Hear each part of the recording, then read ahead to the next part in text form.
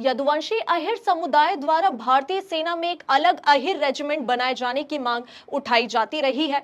ये मांग यादव समुदाय के सामाजिक और सैन्य पहचान को मजबूत करने के बहाने उनको संगठित करने की है। मथुरा के कर्नावल में मार्च 2025 में अहिर रेजिमेंट के बोर्ड को तोड़े जाने का आरोप भीम आर्मी के कार्यकर्ताओं पर लगा था। इस घटना को सोशल मीडिया पर व्यापक रूप से प्रचारित किया गया, जिससे यादव और दलित समुदायों के बीच तनाव को और भड़काया जा सके। भीम आर्मी, जिसकी स्थापना चंद्रशेखर आजाद ने 2015 में की थी, दलित अधिकारों के लिए कुछ भी करने को तैयार रहने वाला ये संगठन पश्चिमी उत्तर प्रदेश के सहारनपुर, मेरठ और शामली जैसे क्षेत्रों में सक्रिय है। बवाल उस वक्त मचा जब चंद्रशेखर आजाद रविवार को कौशांबी और करछना में हाल ही में हुई घटनाओं के पीड़ित परिवारों से मिलने जा रहे थे और उन्हें हाउस अरेस्ट कर लिया गया। उन्हें प्रयागराज के सर्किट हाउस में ही रोक दिया गया था, जिसके बाद वे अपने समर्थकों के साथ वहीं धरने पर बैठ गए। इस कार्रवाई के विरोध में प्रयागराज का करछना क्षेत्र हिंसक हो गया। हजारों की संख्या में पहुंचे भीम आर्मी समर्थकों ने सड़कों पर जबरदस्त हंगामा किया। करछना इलाके में प्रदर्शनकारियों ने पुलिस की 8 गाड़ियों और 7 निजी वाहनों को क्षतिग्रस्त कर दिया। सरकारी बसों में भी जमकर पथराव किया गया। वहीं भडेवरा बाजार में प्रदर्शनकारियों ने आम नागरिकों और पुलिसकर्मियों पर ईंट पत्थरों की बौछार कर दी, जिससे मची भगदड़ में महिलाएं और बच्चे समेत कई लोग घायल हो गए। पुलिस को करीब 5 घंटे तक भारी मशक्कत करनी पड़ी। इसके बाद पीएससी और आरएएफ की तैनाती कर स्थिति को नियंत्रित किया गया।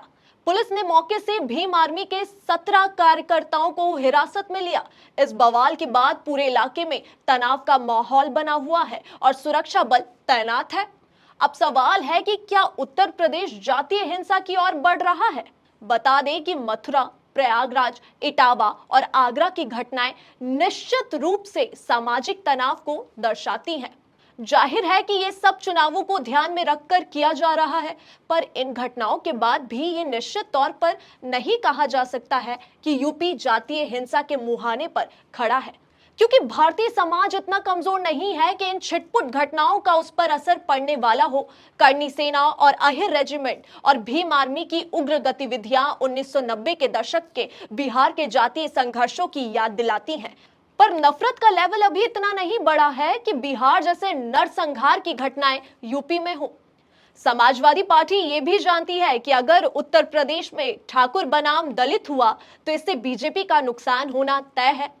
दलित बीजेपी की जगह समाजवादी पार्टी को अपनाने का मौका नहीं छोड़ेगा। सपा सांसद रामजी लाल सुमन ने राणा सांगा पर अभद्र टिप्पणियां शायद पार्टी की सोची समझी साजिश थी। बाद में आगरा में करनी सेना के प्रदर्शन और रामजी लाल सुमन को धमकी के बाद अखिलेश यादव का अपने सांसद के पक्ष में खड़ा होना और उनकी बात पर कायम रहने के इस तथ्य से जोड़कर देखा जा सकता है। इसी तरह बीजेपी भी जानती है कि अगर प्रदेश में ब्राह्मणों को समाजवादी पार्टी के पास जाने से रोकना है तो कुछ ऐसा होना चाहिए कि जो उन्हें बीजेपी में रोके रखे। जाहिर है कि यादव बनाम ब्राह्मण संघर्ष जितना बढ़ेगा, बीजेपी को फायदा होगा। ब्राह्मण अंत में यही सोचेंगे कि हमारे लिए समाजवादी पार्टी से बेहतर बीजेपी ही है। बीजेपी को यह भी पता है कि दलितों को समाजवादी पार्टी से रोकने का सबसे बेहतर उपाय यही है कि किसी भी तरह यादव बनाम दलित संघर्ष यूपी में शुरू हो जाए।